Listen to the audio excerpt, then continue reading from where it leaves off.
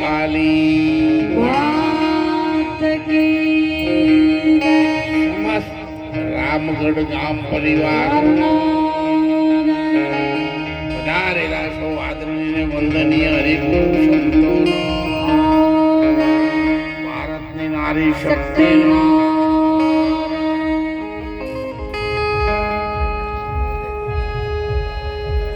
આજના આપણા મંગલ અવસરમાં આ ધરતીને આપણે વંદન કરીએ. આ ગામના મહાન શક્તિશાળી જાગૃત દેવોના ચરણોમાં વંદન કરીએ. ભગવાન મારો નકણ નિદાધારી પોકણ ગઢનો પીર ડાકોર વાળો ઠાકોર જેમના વગણે અજમલ રાજાના ઘેર પગલા કર્યા હતા ને એવા આપણા ગામમાં પગલા થઈ રહ્યા છે. તો આ ગામ કેટલું મોટું ભાગ્યશાળી કહેવાય. ભગવાન દ્વારિકાધીશ પાવન પગલા કરી રહ્યા છે. જેમના નામનો 33 જૂથનો પાઠ માંડ્યો છે એ નારાયણદાસ મહારાજ પણ આપણા જ છે. અને એટલા માટે ખાસ નારાયણદાસ ને બોલાવેલા છે. 33 જૂથના પાઠ તો લોકો બહુ માંડે છે, પણ નારાયણદાસ નું કામ બહુ પ્રશંસનીય છે. આપણા જ ગામના કરવા માટે એમના કારખાનામાં લઈ ગયા હતા અને ત્યારથી અમે નજીકમાં હતા. સામાજિક રીતે એ ગૌરવ હતું કે ભાઈ મહેસાણામાં એ વખતે ઠાકોરભાઈનું કારખાનું હોય એટલે ખૂબ મોટું કહેવાય. કેબિન હોય તો મોટું કહેવાય ને. એટલે મેં સામે ચાલીને ત્યારે તો જગતસિંહભાઈ તો ખૂબ નાના હતા. પછી જતા જતા જતા જતા એવો સમય આવ્યો કે એમના દીકરી પાયલબેનના સગું પણ આપણા ઘેર કરવાનું જ થયું. એટલે હું તો હાજર હતો નહીં, પણ એમને નામ લીધું કે જગતસિંહના ભાઈ અમરસિંહ છે, એમની દીકરી છે. મેં આવા કશું જોવાનું નહીં, કશું કહેવાયનું નહીં, બધા કરવાનું કહી દીધું. હું તો 12 છું પણ તાર હમું કરો પણ આગે આગે દેખા જાય. એટલે આ ગામ દેશી ભાષામાં કહીએ તો વિહોયનું પણ ગામ છે. હું તમારા સમાજનો એક વ્યક્તિ પણ છું, તમારો ભાઈ છું, તમારો સગો છું. અને તમારું સારું થાય ને એટલા માટે મેં આ ભગવો કપડો પહેર્યો છું. કોઈનું મંદિર મારે નહીં લેવાનું, કોઈની જમીન બચાવવાની નહીં, પણ મારો સમાજ સુખી બને, મારા સમાજના દીકરા અને દીકરીઓના ઘેર સફેદ ગાડીઓ આવે બીજા સમાજની સંગાથે થાય એવો બુદ્ધિશાળી થઈને શિક્ષણ પ્રાપ્ત કરે તો મારો ભગવો કપડો પહેરેલો ભગવાન સફળ બનાવે. રામદેવજી મહારાજના મંડળોમાં હું પણ નાનપણમાં ખૂબ રમેલો છું, ભણતા હતા ત્યારે. અને એમાં ધર્માલસા શેઠનું પાત્ર, જૈનનું વાણિયાનું પાત્રનું જબરજસ્ત.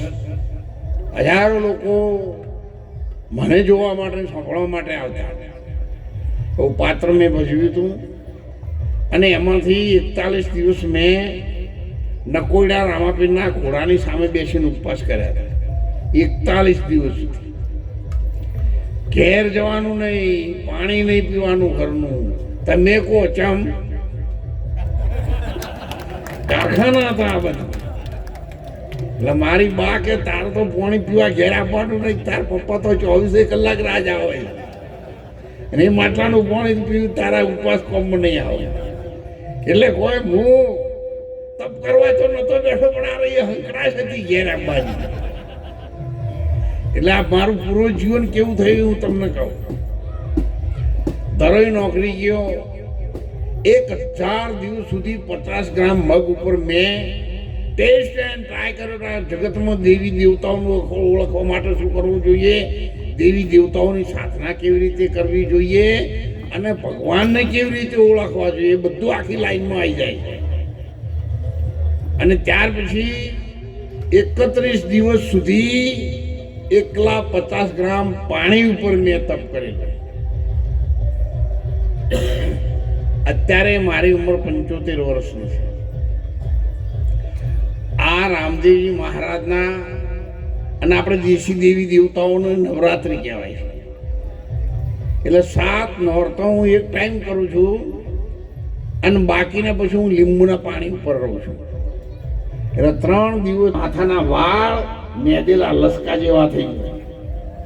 ત્યારે સાહેબ 1000 ફેટ આવો ને કે સૂટી પાટવો આવો, એક ઢોર દોવા દેતું નહીં ને, 4 ના ખોરાવ ખોણ ના ખોરાવ ધીમે ખબર પડે છે સાહેબ. અને તમે દેવી દેવતાઓને અંબાજી ખાલી થેલો પીડાય જય અંબે કરતા છો, વળતર બીજાનો બિસ્કીટનો ઠેલો ભરીને ઘેરાવો અંબેમાં મળે.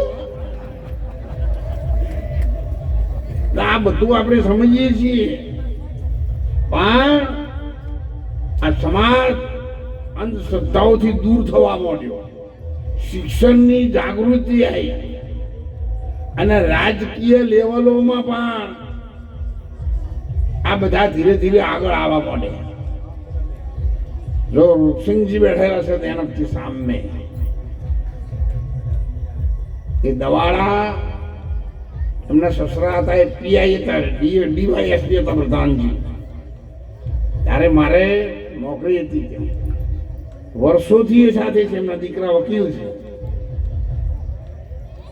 સાહેબ આ બધા અમે ભેગા થયા હતા એ મારી નાની ઉંમરમાં, અને મેં એમને હાથ જોડતો કે ચંગેઈ તમે સરકારી નોકરી કરો છો, હું જે વિચાર લઈને હેડો છું ને એ વિચારમાં તમે મારી સાથે રહેજો.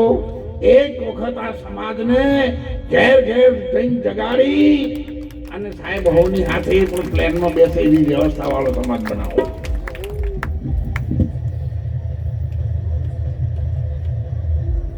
જુનાગઢમાં આપણે બેઠા એવડો મોટો આશ્રમ છે.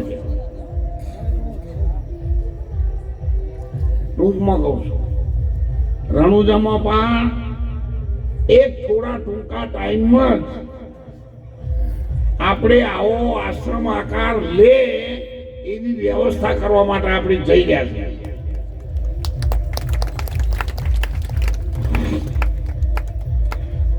અને એમાં જો આ બધા આ બાપા ધણીને હું તો પ્રાર્થના કરું છું કે અત્યારે આ 10-10ની નોટો ઉછાળે એવી લાખો કરોડો રૂપિયાની નોટો આવું તો રોમાપીરમાં થઈ જાય ચાપ લઈ.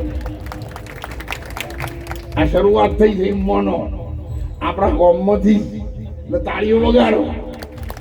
નોટો તો જાણી મોટી હોય પણ આવો એટલે ભાઈ. અને એવું પણ ન માનશો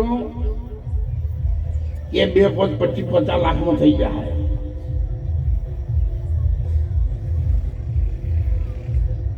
કેટલાક કરવા અનુભવ થયા છે સમાજના માણસોને. 2-5 વર્ષથી મને કે કરતો આખો સમાજ ચારે બાજુ બધા 18 સમાજ કે મહારાજ તમારા ઉપર આખા ગુજરાતમાં બધા સમાજને વિશ્વાસ છે અને બધાને માટે ખૂબ સારી વ્યવસ્થા છે રણુજામાં રહેવા માટે.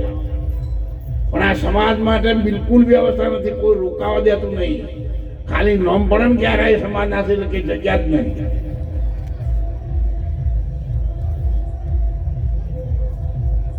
પછી અમારા બેંજાવાળા ગોવિંદભાઈ છે ને, એમના સમાજની ધર્મશાળાનું 2-3 વર્ષ પહેલા ઉદઘાટન કરવા ગયો લાભ પોચમના દાડે. એ જાણે મને એવું થયું કે 2-3% સમાજ છે એમનો, અને એવી ધર્મશાળાનું ઉદઘાટન કરવા હું આવ્યો છું તો એ મારા નકળંગ દીધા ધારી આખા ગુજરાતમાં જેની 5% વસ્તી છે એનું હોય કોઈ નહીં. કોક કરજે એવી પ્રાર્થના કરીને આવ્યો તો 1000 દાડા થતા સાહેબ નકશો તૈયાર થઈ ગયો. મને જગતસિંહને ફોન કર્યો કે મહારાજ ખટાસણા આટલા વર્ષોથી આવો છો તો ઢોકળું છે ને આવો ને.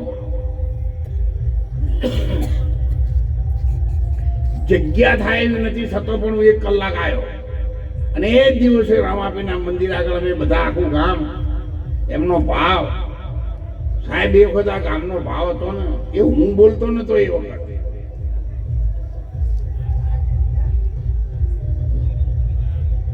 વડીલોનો, નાના નાના બાળકોનો, દીકરીઓનો, જુવાન દીકરાઓનો એવો ભાવ હતો ને એટલે મારાથી બોલાઈ ગયું. રોમાપીની દયા છે.